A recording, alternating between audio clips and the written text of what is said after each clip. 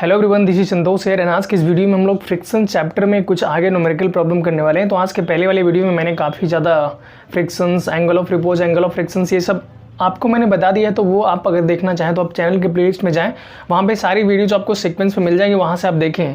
तो चलिए यहाँ पे हम लोग इसको डिस्कशन कर लेते हैं। देखिए यहाँ पे आपको क्या दिया गया है, a body resting on a rough horizontal plane require a pull of 180 newton inclined at 30 degree to the plane just to move it. It was found that a push of 220 newton inclined at 30 degree to the plane just move the body, determine the weight of the body and coefficient of frictions. देखिए यहाँ पे आपको दो cases में बताए गए हैं। देखो फर्स्ट केस में आपसे क्या बोला गया है, a pull of 180 newton inclined at 30 degree to the plane just to move it. मतलब एक पुल ऑफ कितना न्यूटन का, 180 न्यूटन का पुलिंग फोर्स है जो कि 30 डिग्री प्लेन से लग रहा है, जो सरफेस से 30 डिग्री पे लग रहा है, वो बॉडी को मूव कर सकता है। और देखो एक push of 220 newton inclined at 30 degree to the plane just to move the body. और एक पुश करता है, मतलब एक खींचने वाला फोर्स है, पुल करने वाला फोर्स है, और एक पुश करने वाला फोर्स है, मतलब एक धक्का देने वाला फोर्स है। मतलब इस बॉडी पे दो केसेस में दो अलग अलग फोर्सेस लग रहे हैं, एक पुश कर रहा है और दूसरा पुल कर रहा है। देखिए कैसे हम लोग इसको करेंगे। जैसे देखो फर्स्ट केसेस के लिए पुल ऑफ 180 न्यूटन जो है, वहाँ पे मान लो हम लोग यहाँ पे एक सरफेस कंसिडर करते हैं, ठीक है। इस पे एक ऑब्जेक्ट रखा हुआ है, इस पे फर्स्ट केसेस में कौन सा फोर्स लग रहा है, पुलिंग फोर्स लग रहा है। कितना डिग्री इंक्लाइनेशन पे, 30 डिग्री इंक्लाइनेशन पे। तो देखिए यहाँ पे पुलिंग फोर्स लग रहा है, खींच रहे हैं कितने का भाई, 180 न्यूटन का पुलिंग फोर्स लग रहा है। सरफेस से कितना डिग्री एंगल बना रहा है, 30 डिग्री एंगल बना रहा है, ठीक है। सेकेंड केसेस में देखो क्या बोला है, push of 220 newton inclined at 30 degree to the plane. मतलब जो सेकेंड केसेस में बॉडी पे जो फोर्स लग रहा है वो पुलिंग फोर्स ना लग रहा है, क्या लग रहा है भाई, वो पुश कर रहा है, मतलब वो ऑब्जेक्ट को धक्का दे रहा है, ठीक है।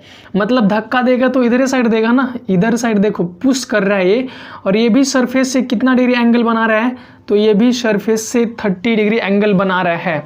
इसका वैल्यू कितना है, इसका वैल्यू आपको दिया है 220 न्यूटन। तो आपसे ये पूछा है बताइए determine the weight of the body, body का वेट कितना है एंड कोफिशिएंट ऑफ फ्रिक्शंस बताइए।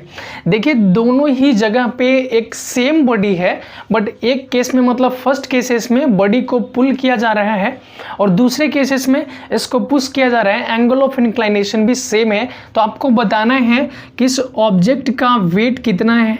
यही ऑब्जेक्ट यहाँ पे भी रखा हुआ है, मतलब इसका भी वेट कितना होगा, W होगा। अब एक चीज़ आप बताइए, अगर वेट नीचे लग रहा है तो दोनों ही केसेस में जो नॉर्मल लगेंगे वो कहाँ पे लगेंगे, तो जब वेट नीचे लगता है तो जस्ट इसके अब डायरेक्शन में, मतलब अपोजिट डायरेक्शंस में एक फोर्स लगता है जिसको हम लोग क्या बोलते हैं, नॉर्मल। यहाँ पे भी ऐसे ही एक ऊपर के डायरेक्शंस में क्या लगेगा, नॉर्मल लगेगा। अब देखो फ्रिक्शनल फोर्स की बात हम लोग यहाँ पे करते हैं। तो इस ब्लॉक पे अगर फोर्स ऑफ फ्रिक्शंस आगे के डायरेक्शंस में लग रहा है तो फ्रिक्शनल फोर्स कहाँ लगेगा, पीछे के डायरेक्शंस में लगेगा।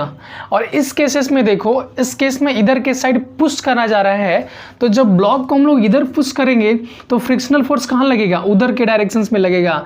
मतलब जो फ्रिक्शनल फोर्स लगेगा वो इधर के डायरेक्शंस में लगेगा। आई थिंक आपको कोई कन्फ्यूजन नहीं होनी चाहिए।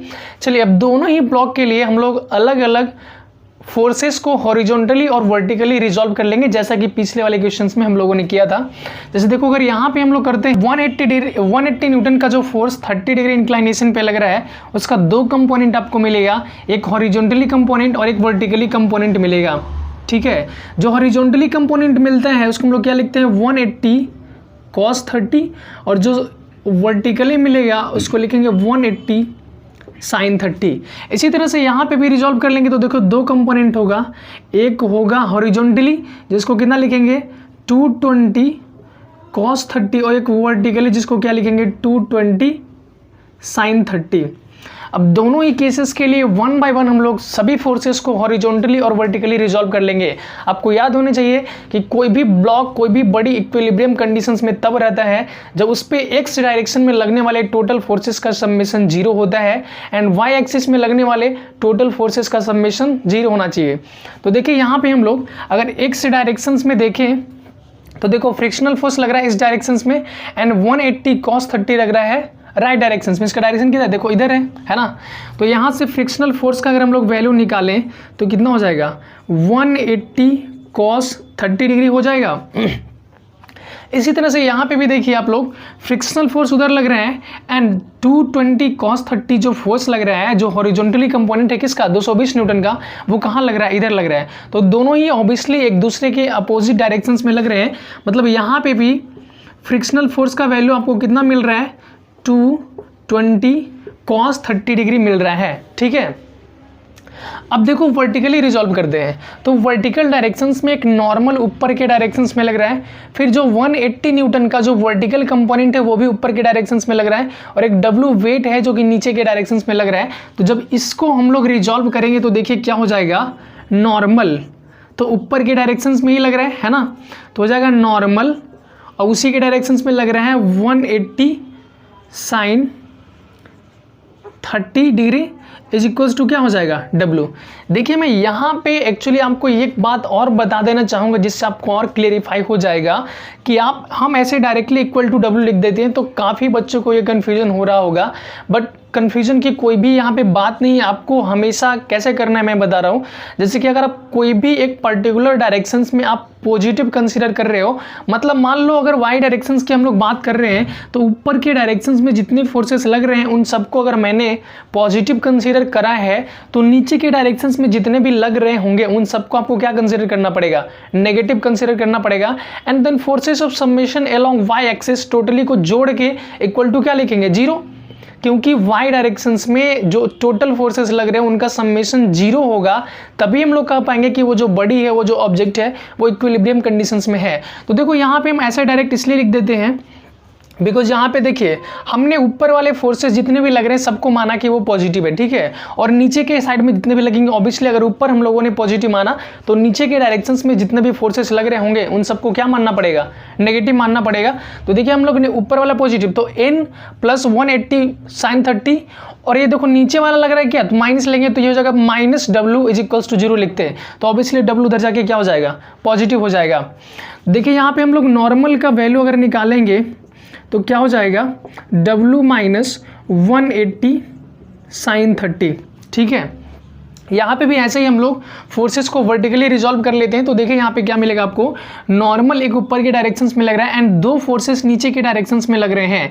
एक 220 sin 30 भी नीचे के डायरेक्शंस में ही लग रहा है, देखो बिकॉज ये पुशिंग फोर्स था एंड W भी इधर के डायरेक्शंस में लग रहा है। तो यहाँ पे आपको नॉर्मल और माइनस लिखना पड़ेगा क्या, 220 sin 30 -W = 0, ऐसे लिख सकते हो ना।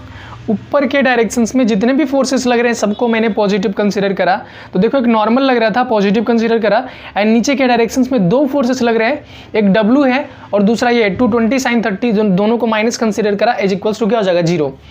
तो यहाँ से हम लोगों को नॉर्मल की जो वैल्यू मिलेगी W + 220 sin 30, ठीक है।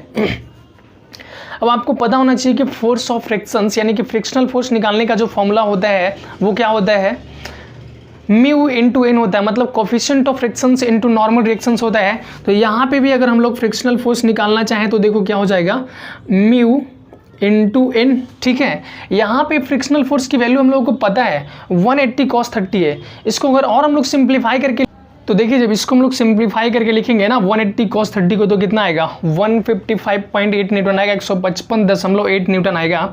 यहाँ पे हम लोग फ्रिक्शनल फोर्स का वैल्यू पता है तो चलो रख देते हैं, कितना पता है, 155.8 न्यूटन = म्यू की वैल्यू तो पता नहीं है, तो यहाँ पे रहेगा म्यू × n की वैल्यू कितनी है, तो देखो n की वैल्यू हम लोग को मिला है W - 180 sin 30, तो यहाँ पे रख देंगे W - 180 sin 30 डिग्री। यहाँ पे भी वैसे ही इस केसेस के लिए भी, दोनों के लिए पर्टिकुलर हम लोग स्टडी कर रहे हैं, तो इस केसेस के लिए भी अगर फ्रिक्शनल फोर्स हम लोग निकालना चाहेंगे तो देखो क्या हो जाएगा, म्यू × n होगा। यहाँ पे भी फ्रिक्शनल फोर्स की जो वैल्यू आई है वो कितना आई है, 190.5 न्यूटन = म्यू, तो म्यू तो पता नहीं है। n की वैल्यू हम लोगों ने यहाँ पे भी निकाल रखी है, कितना है, W + 220 sin 30, तो लिख दो W + 220 sin 30 डिग्री, ठीक है।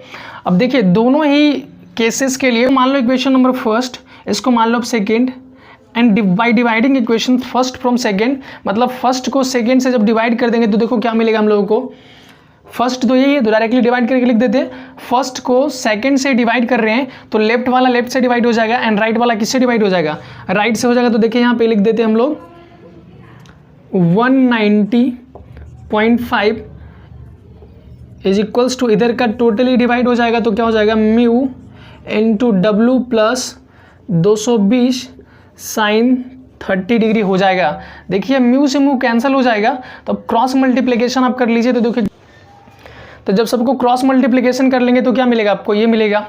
अब इसको हम लोग क्या करते हैं, इधर लाते हैं, फिर इसी को उधर लेके चल जाते हैं। देखो ये जो है ना, ये डब्लू वाला टर्म, इसको उधर साइड लेके चल जाते हैं और इसको इधर ले आते हैं। तो देखिए क्या हो जाएगा, ये इधर साइड क्या है,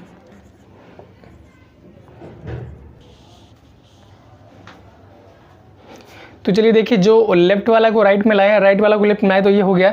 यहाँ से हम लोग डब्लू कॉमन लेंगे और यहाँ से फाइनली हम लोग को डब्लू मिल जाएगा। तो देखिए यहाँ से जब डब्लू हम लोग कॉमन ले लेंगे तो क्या हो जाएगा, देखो इस वाले केसेस में अगर डब्लू कॉमन लेंगे तो क्या हो जाएगा, 190.5 माइनस क्या हो जाएगा 155.8। तो डब्लू का जब वैल्यू निकालेंगे तो अपॉन में चला जाएगा। तो यहाँ से डायरेक्टली हम लोग डब्लू निकाल रहे हैं। देखो जब डब्लू का वैल्यू निकालेंगे तो क्या हो जाएगा, 150 अपॉन में क्या हो जाएगा। तो जब डब्लू यहाँ से कॉमन लेंगे तो यहाँ पे मिलेगा आपको 190.5 माइनस 155.8। ठीक है, इसको जब हम लोग कैल्सी में रख के सॉल्व करेंगे तो जब आप कैल्सी में रखेंगे तो आपका डब्लू का वैल्यू इतना आ जाएगा। लेकिन सेकंड केसेस में आपसे क्या पूछा है, म्यू पूछा है। तो म्यू निकालने के लिए सिंपली आपको इक्वेशन सेकंड में देखिए, सब चीज़ पता हो जाएगा, आपको डब्लू भी पता है, रख देंगे तो यहाँ से म्यू निकल जाएगा। तो जब इसमें आप रखेंगे तो म्यू की जो वैल्यू आपको मिलेगा वो मिलेगी 0.19। ठीक है, ये थोड़ा सा डिफर कर सकते हैं, आप कैल्सी में रख के देखें एंड ऑलमोस्ट इतना आ जाएगा। तो आप इस प्रोसेस के से आप आसानी से फ्रिक्शंस के न्यूमेरिकल को सॉल्व कर सकते हैं। देखो ये आई थिंक आपको बातें समझ में आई होगी। दो केसेस यहाँ पे आपको दिए गए थे, फर्स्ट केसेस सेकंड केसेस, दोनों के अलग अलग रिजॉल्व करना है एंड बहुत ही आसानी से आप कैलकुलेट कर सकते हो। अगर आपको कोई भी डाउट्स रह जाता है तो आप कमेंट सेक्शन में हमें ज़रूर बताएं। मिलते हैं नेक्स्ट वीडियो में नेक्स्ट प्रॉब्लम के साथ, तब तक के लिए बाय।